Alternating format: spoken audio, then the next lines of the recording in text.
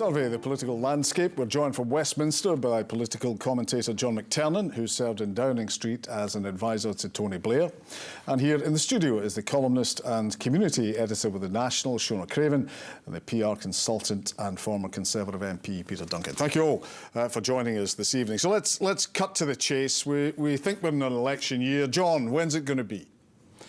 I think November. It would be incredibly brave to call an election in May if the Conservatives stay 15 to 20 points behind the Labour Party. You can't close that kind of gap in an election campaign. So I think they're playing it long. And if you play it long, you have to have a party conference season. If you have the party conference season, the Tories end it in the first week in October. So you can imagine Rishi Sunak declaring the election then, you know, go back to your constituencies and prepare for redundancy. Is that your sense of it, Shona? When do you think it'll be? It does seem likely to be November. I mean, they could perhaps not have conferences, especially if Rishi Sunak thought he might not come out of it that well, but it seems more likely that they will do that, and then we'll be Trump versus Biden, Sunak versus Starmer. So much news, more than we can handle. Plenty for Scotland tonight to cover. And will that if it is that late, Peter, and do you think it'll be late in the year as well? I think so. That's the logic of it. I mean, no, I think the only caveat I would make is were there to be an earlier. I mean, Sunak didn't rule out an early election. It was a working assumption. I think the only thing that might just trigger in my view, irrational move to the polls earlier would be if the Rwanda scheme collapsed in the Lords, and for some weird reason the Tories decided that was some basis on which to call an earlier election. That just might trigger an early one. So we're all looking towards October. So. That seems most likely. Sir Keir Starmer expected to win at the moment, Shona, across the UK. What will the battle be like here in Scotland, do you think? Can the SNP resist this Labour momentum? Well, I suppose it depends what you would consider a sort of victory for the SNP. I mean, I would still expect them to have the majority of seats, and we need to be careful of not setting too high a bar for what counts as an SNP success. But clearly there is some challenge in particular constituencies, and maybe in some surprising constituencies as well. So it's not going to be an easy one for the SNP, but I think Humza Yousaf seems fairly buoyed at the moment, because his message is the UK economy is in free fall and is not going to get any better soon, and so what we need in Scotland is independence. Is there any way, John, that Sir Keir Starmer might stumble and there might be a big upset?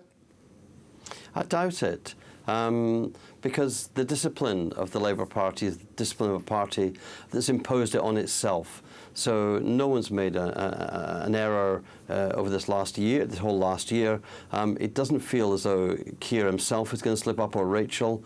And what we'll get in Scotland, I think, from the Labour Party point of view, is Labour's back in the game. That's what Rutherglen showed. And Labour's the change option. Labour's the change option for Westminster, the change from the Tory party. I think Scotland wants change, and I think you can try and channel that towards independence again, but that feels stale. And you know, there's a 14-year government in London, 17 years of the SNP in Holyrood.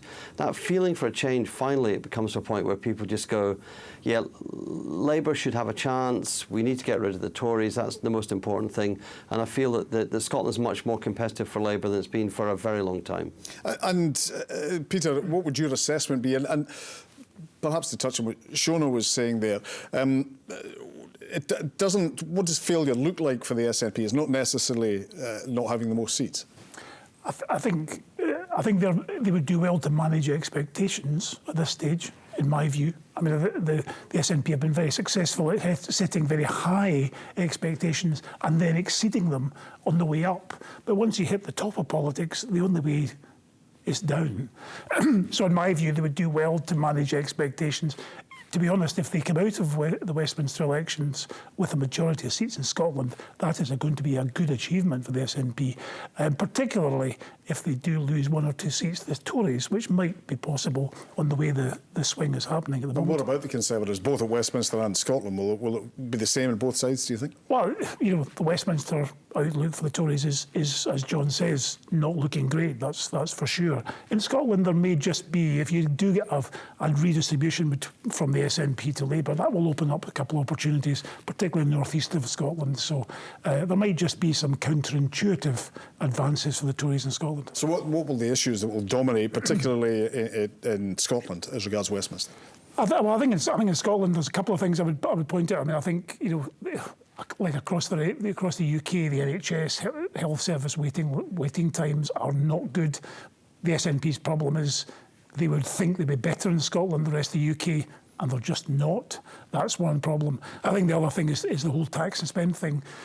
We're now, some years into this advanced devolution landscape in Scotland, and the Scottish Government's budget is becoming more and more constrained by the decisions it's taking on raising taxes for middle earners and so on, and that is going to become a very difficult landscape for them, I think, over the course of the next 6 weeks or so as they renegotiate the budget. But beyond that, the public expenditure landscape is going to get really tight, and Hamza Yousaf is going to have some problems in navigating the next 2 or 3 years, I would have said. And Shona, what will the tactics be for the SNP?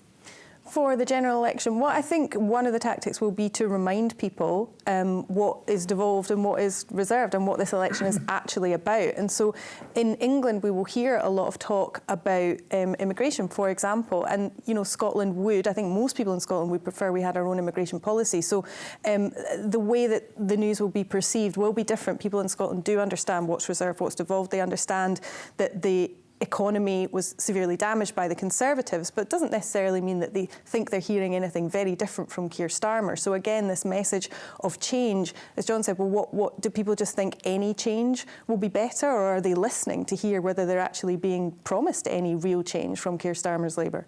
And John, what about the differences we're seeing between UK Labour and Scottish Labour? Will that come into play in the general election? I think the differences are expressed really in devolved policy. There's other positions where the Labour Party in Scotland has different views, and Anas has different views, stronger views than Keir. That's actually a sign of the strength of Anas as a leader and the strength of Keir as a leader, that they can differ on some issues like on Israel-Palestine. And I think you'll see the two figures campaigning together. Anas wants to see the momentum of Rutherglen turn into the momentum of a general election victory for Labour, with more seats for Labour, and that turn into another momentum for Labour in Scotland. So I think you'll see some of the big ticket items, like the green investment, the £28 million a year that will build up over the first term of a Labour government. There's huge opportunities in that for Scotland and the Scottish energy industry and renewables there. And there'll be the read across, and there will be, I think, there'll be a lot of people wanting change. There'll be a pretty clear picture of what change could be. And if you see planning regulation changed in England, infrastructure planning changed in England, you might actually see a demand, a desire for that in Scotland too. So you can start to see there's been a cycle of decline for Labour in Scotland, if one's honest, over the last 20 years. But you can see it starting to pick up, and a strong Labour government, a strong Labour showing in the Westminster elections will feed into Anas's showing in the Holyrood election, and the two parties will rise together. And it's not showing an election year in Scotland, albeit that it will play a part. But so given that, what will the discussions be at Holyrood? What can we expect to hear over the coming year? Well, we'll be hearing a lot about the state of the UK economy and how the Scottish Parliament can mitigate against, or cannot mitigate further against, a lot of the disastrous policies that we've had from the Tory government. And I think there will be honesty about how much more can be done.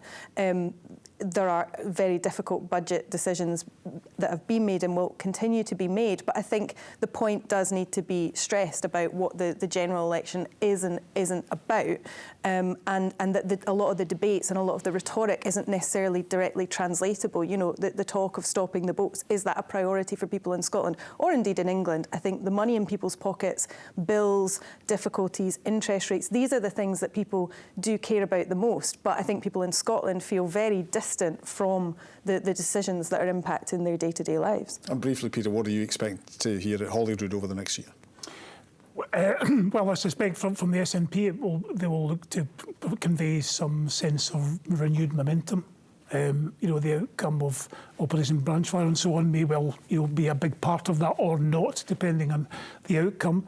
I think they'll seek to recover some of the front foot stuff they've had in the past. But once you get on the course of decline, parties become very difficult to manage and become increasingly difficult to recover that situation. So I think it could be a difficult year for the SNP.